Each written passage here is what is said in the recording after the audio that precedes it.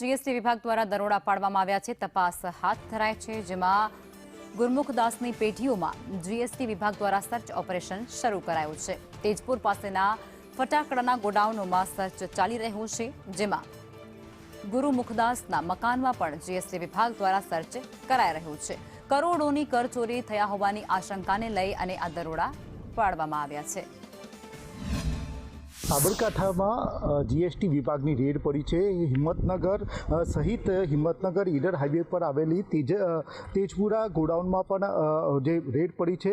ગુરમુખદાસની જે કાપડની સહિત ફટાકડાની વ્યવહાર કરતા હોય છે, ફટાકડાનો મોટો વેપારી છે। જિલ્લાના અલગ અલગ જગ્યાએ તે હોલસેલમાં વેપાર કરતો હોય છે, ચિઠ્ઠી ઉપર તે પોતાનો વ્યવહાર કરતો હોય છે। તે બાબતમાં લઈને સમગ્ર અલગ અલગ ટીમો બનાવીને જીએસટી વિભાગ સમગ્ર તપાસ હાથ ધરી છે। જે તેજપુરા ખાતે આવેલી ગોડાઉનમાં કેટલા લાખનો માલ છે, માલના બિલ છે કે કેમ, તે બાબતની સમગ્ર ટીમે અત્યારે જીએસટીમાં તપાસ કરતા અત્યારે જિલ્લામાં ફફડાટ વ્યાપ્યો છે।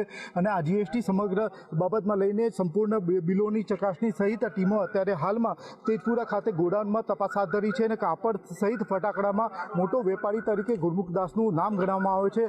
હાલમાં જિલ્લામાં જીએસટી વિભાગની રેડ પડતા અને અલગ અલગ ટીમો બનાવીને ફરતા હાલમાં જિલ્લામાં ફફડાટ વ્યાપ્યો છે। અને ફટાકડામાં જે બિલ વગરના જે ધંધો કરતા હોય તે લોકોને પણ ફફડાટ વ્યાપ્યો છે। જોવું એ રહે કે આ બાબતમાં લઈને ગુરમુખદાસની પેઢી ઉપર કેટલા કરોડોનું ટર્નઓવર કે બિલ વગરનું છે કે તે બહાર આવે તેવી શક્યતાઓ સંભાવના દેખાઈ રહી છે। હિતેશ રાવલ, સંદેશ ન્યૂઝ, હિંમતનગર।